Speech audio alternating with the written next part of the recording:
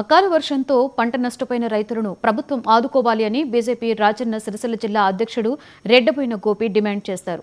ముస్తాబాద్ మండలంలో దెబ్బతిన్న పంటలను పరిశీలించి బాధిత రైతులతో ఆయన మాట్లాడారు. గత ప్రభుత్వం లాగానే ఈ ప్రభుత్వం కూడా వ్యవహరిస్తుందని ఆరోపించారు. సుమారు 500 ఎకరాలలో వరి పంట దెబ్బతింది అని గోపి తెలియజేశారు.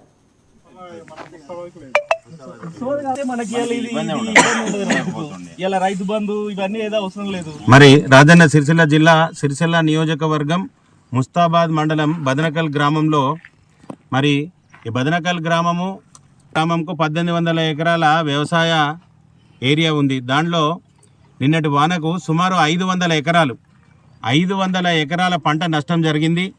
మరి రైతులు ఏసంగి పంటలో నీళ్లు చాలక నిన్నటిదాకా ఇబ్బందికర వాతావరణం ఉండే, పైప్ లైన్లతో నీళ్లు కొనుక్కొని ట్యాంకర్లు కొనుక్కొని నీళ్లు పట్టే పరిస్థితి ఉండే.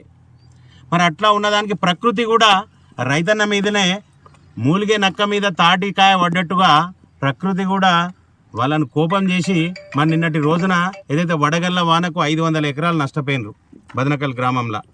మరి రైతులు ఎకరానికి 25,000 సుమారు 25 నుండి 30,000 లాగోడు పెట్టి దీనికోసం పంట కోసం ఎదురు చూస్తున్నారు.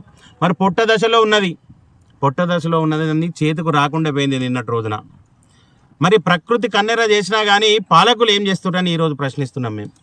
గత 10 సంవత్సరాల నుండి అధికారంలో ఉన్న పాత ప్రభుత్వం ఎన్నడూ రైతుకు నష్టం జరిగినా కానీ అంచనాలు వేసుడే తప్ప వాళ్ళ సమస్యలను పరిష్కరించదేసి వాళ్ళకు ఆ పరిష్కారం ఏదైతే ఉన్నదో అది రావాల్సిన దాకా వేచి చూసినా కానీ అది రాని పరిస్థితి ఉన్నది. మరి ఈరోజు రైతుల కోసం ప్రాజెక్టులు కట్టినామని చెప్పుకునే ప్రభుత్వం మరి రైతులకు ఏ విధంగా సాయం చేసిందని అడుగుతున్నాం. ఈరోజు 12వ ప్యాకేజీ కంప్లీట్ చేసినట్టయితే మరి ముస్తాబాద్ ప్రాంత రైతాంగానికి కొంత నీటి సమస్య లేకుండా ఉంటుండే. మరి ఇక్కడ ఉన్న శాసనసభ్యుడు ఏం చేస్తుండో అని అడుగుతున్నాం. ఈరోజు మా శాసనసభ్యుడికి ఏమున్నా కానీ డీలిమిటేషన్లో ఎన్ని ఎమ్మెల్యే స్థానాలు అయితే, ఎన్ని ఎంపీ స్థానాలు అయితే, అధికారంలోకి ఎట్లా రావాలి, అధికారాన్ని ఎట్లా అనుభవించాలి అన్న ఆలోచన తప్ప మరి సిరిసిల్ల ప్రాంత రైతాంగానికి 9వ ప్యాకేజీ కంప్లీట్ చేస్తే వీర్నపల్లి గంభీరపేట మండల ప్రాంత రైతులు బాగుపడతారు. మరి 12వ ప్యాకేజీ కంప్లీట్ చేస్తే ఇక్కడ ఉన్న ముస్తాబాద్